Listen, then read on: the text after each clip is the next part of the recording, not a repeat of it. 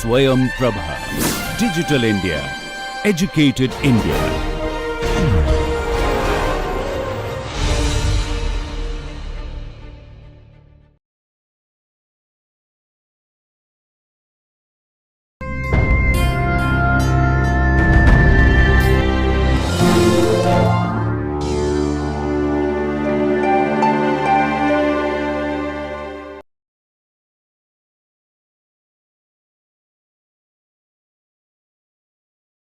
Hello and welcome to yet another session of the course History of English Language and Literature. Today's lecture we continue to discuss the rise of the novel, and we have already noted the life and works of some of the leading stalwarts who also had laid the foundations of novel in 18th century England. In this lecture we shall be continuing to look at some of the other major writers of those times who also contributed to the foundations of novel and also left an everlasting impact not just in England but also in the literature produced across the world. Many critics and historians are of the opinion that in 1759 the novel form in England was hit by a bombshell. This event was nothing but the publication of this particular novel, The Life and Opinions of Tristram Shandy, written by Reverend Lawrence Sterne, who lived from 1713 to 68. The Life and Opinions of Tristram Shandy was a very different kind of a literary event in England during that time. It could not be classified among the other novels of that period because it was very unconventional in multiple ways. It also did not stick to any of the conventional understandings about the form of a novel, the form of a story, or even the form of storytelling. This work was also quite tremendous in nature. It was a vast and expansive production. The first two volumes were published in 1759, but it ran into 9 volumes altogether, which was published by 1767.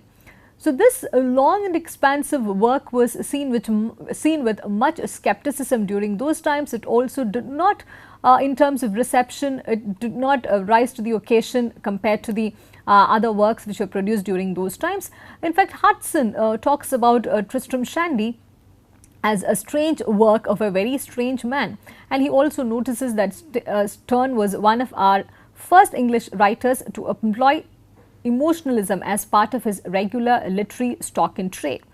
So though many have a lot of nice things to say about Tristram Shandy, it was when it was published, it was quite almost like being hit by a bombshell, as one of the historians have noted.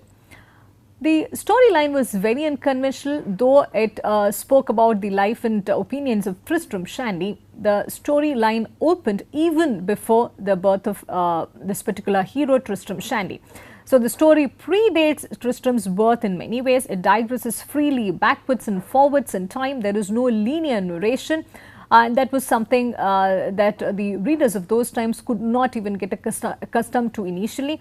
And about this hero's birth, it's quite interesting that he is in fact conceived only much later as and when the story progresses, and it's also during a time when the author was trying to divert the reader's attention from preventing the reader from focusing on the events that led to Tristram Shandy's birth.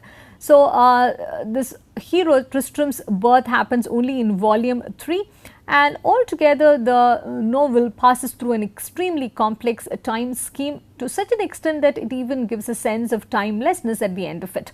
And the diction is also quite interesting. Instead of conveying meaning in the same way, it also forces the reader to get into a sphere of meaninglessness as well. The identity of the protagonist and the other characters are quite unstable throughout the novel, and this was also a strong reaction against the dry intellectuality of the preceding generation, just like most of the writings of the later 18th century was.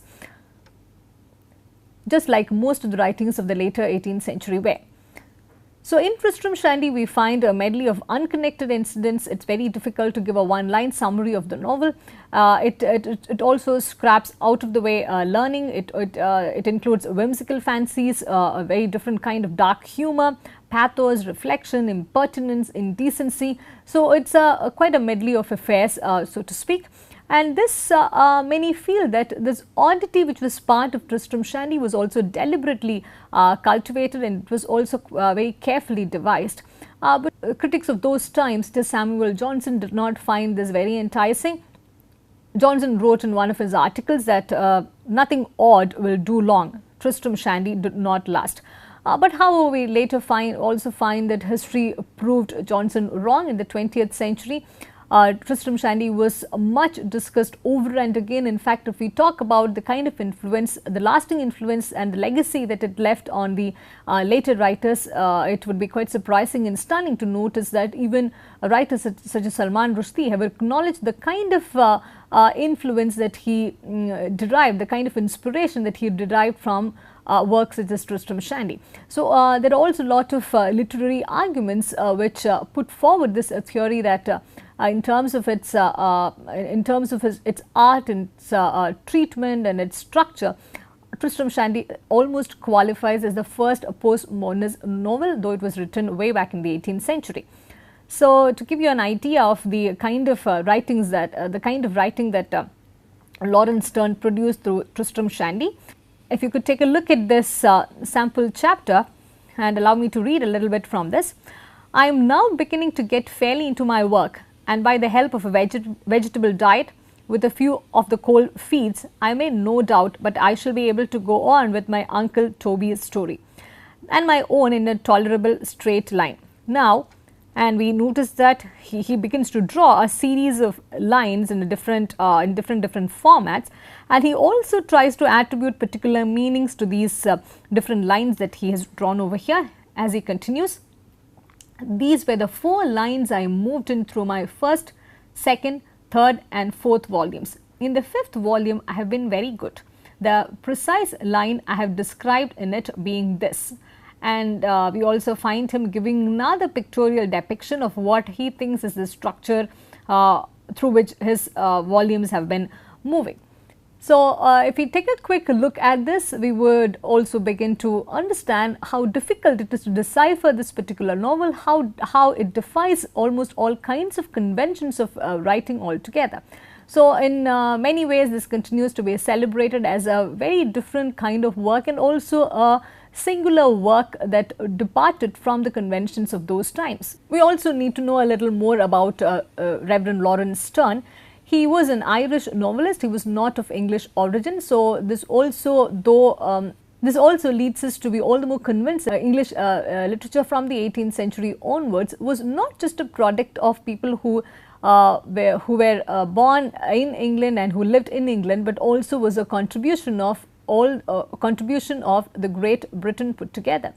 So, being of Irish origin, he also was a defender of the Irish politics, and he tried to even put the cause of many things against Britain. And he was an Anglican clergyman as well, and he published many of his sermons and memoirs, which were hugely popular during those times. And we also find him moving back to Ireland after a period of brief stay in London, because he did feel that he carried the baggages of the Irish identity in him. He was much involved in local politics, and it also tells us a very different thing about the kind of a man that he was. He wrote many political articles supporting Sir Robert Walpole. So, though he was of Irish origin, we find him wholeheartedly supporting certain kinds of political turns and political affiliations even within Britain. About him, it is generally said that he was a powerful clergyman, a mean-tempered man and a rabid politician. So, it was quite an unlikely kind of combination for a writer of those times, and maybe that is why he also ended up producing this very different kind of novel named Tristram Shandy. He also had produced another work, Sentimental Journey Through France and Italy in 1768, which did not, however, enjoy the kind of reputation that Tristram Shandy had in the later centuries. Another important and significant writer of the 18th century was Henry Mackenzie, who lived from 1745 till 1831. His most important work, The Man of Feeling, was published anonymously in 1771. Man of Feeling was unlike many other novels of those times. It was a short novel. It's also useful to remember that most of the novels produced in the 18th century were vast and expansive in nature, and it was almost impossible to finish reading them. And also that was a reason why many of those novels did not enjoy much popularity in the later times. But unlike these works, Man of Feeling was quite a short work. But however, it was also quite conventional in the writing style and also in the treatment of the theme. It was in the form of a mutilated script. Some historians have noted down that it was in the form of scattered chapters and fragments of chapters. So the entire story reads like a disjointed and episodic set of events.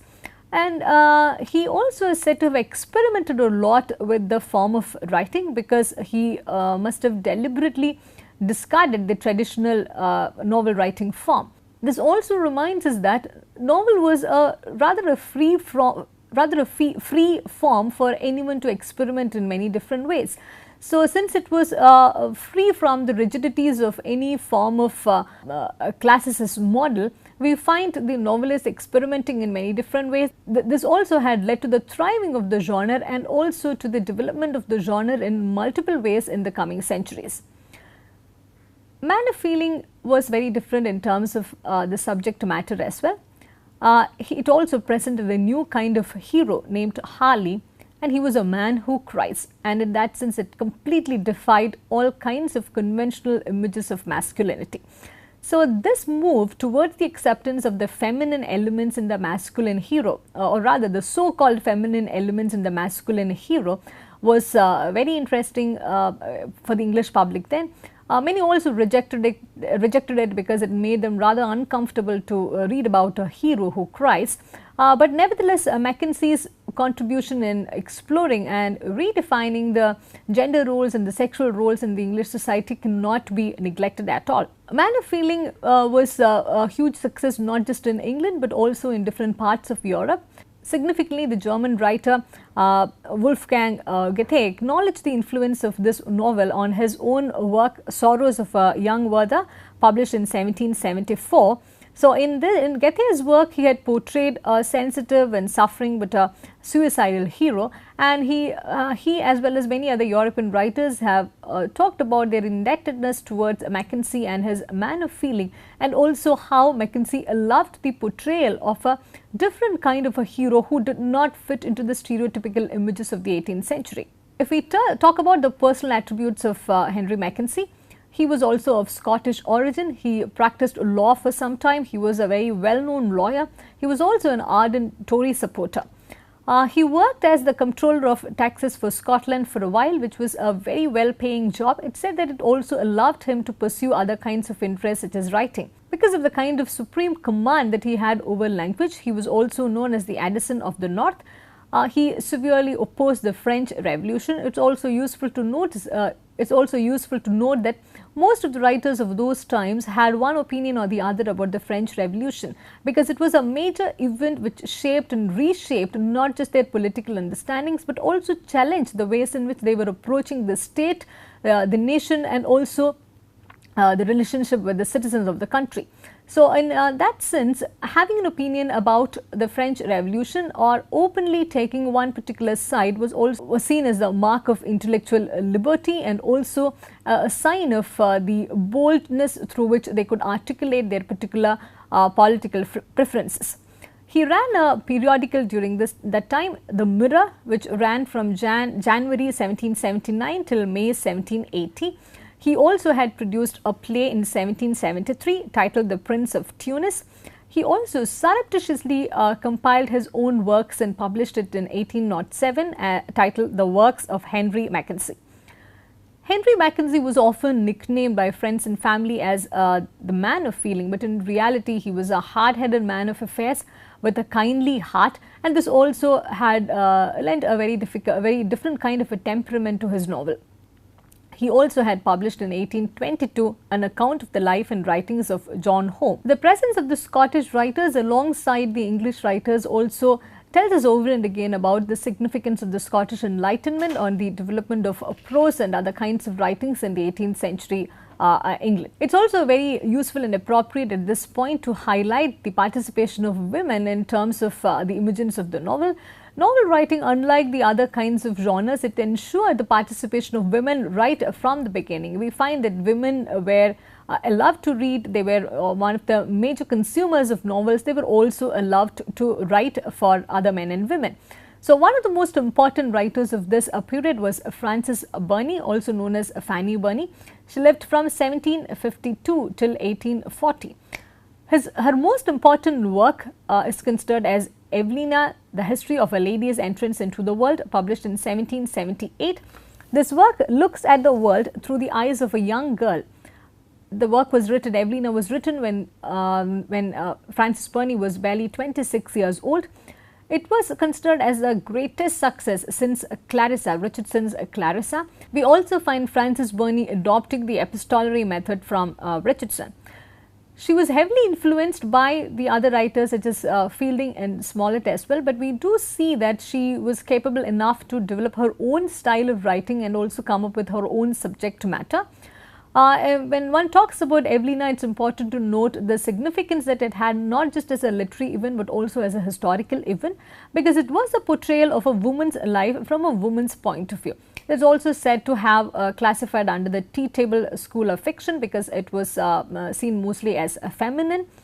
And it's also important to note that Frances Burney was affectionately called Little Fanny by Johnson. He is said to have promoted Fanny Burney quite a lot, though some of the writers are also of the opinion that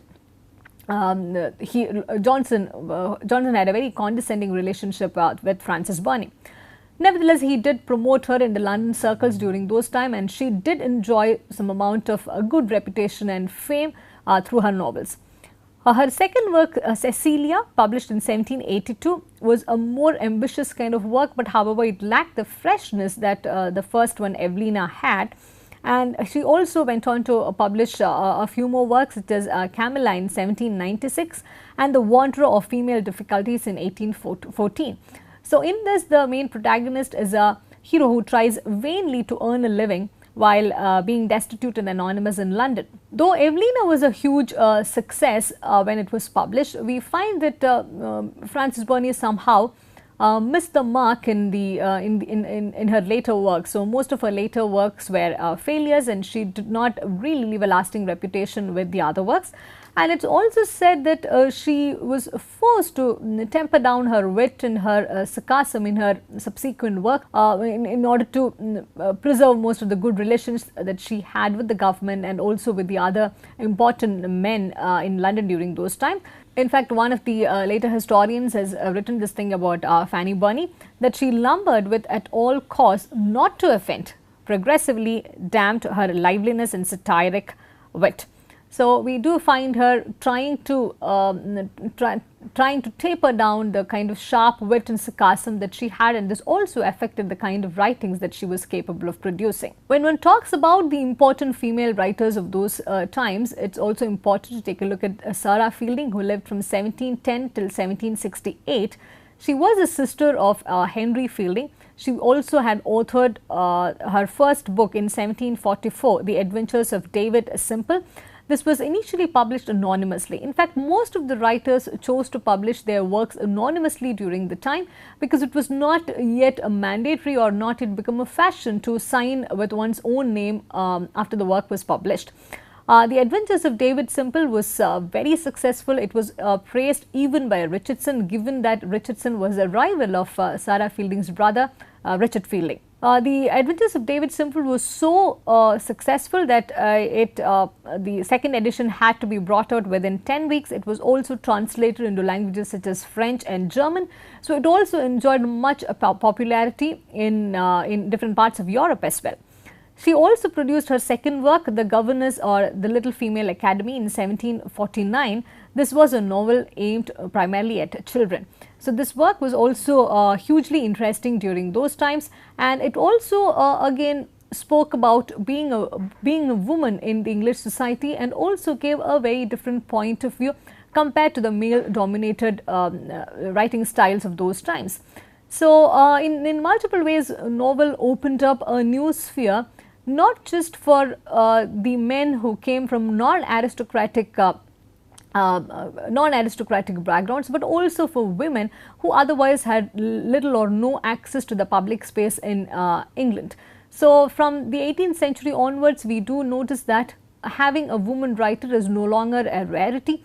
Accepting that a woman is entitled to earn a livelihood through writing is not again a rarity from the 18th century onwards. So, with this we also come to the understanding that whatever we began talking about the novel in the introductory session, about the democratic nature of the novel and the ways in which it catered to a wider reading public cutting across class and gender, it was not just a mythical or a hypothetical proposition, but it was really a reality itself. So, from this time onwards, with the foundations that the 18th century laid in terms of the novel, we also find that the later 18th century began to signal a transition towards a romantic revival. So, the foundations which were laid as part of the novel writing, as part of the novel, the reception of novels, it was quite instrumental in facilitating this transition, because the romantic revival was again all about rejecting the old traditions and celebrating the triumph of the new.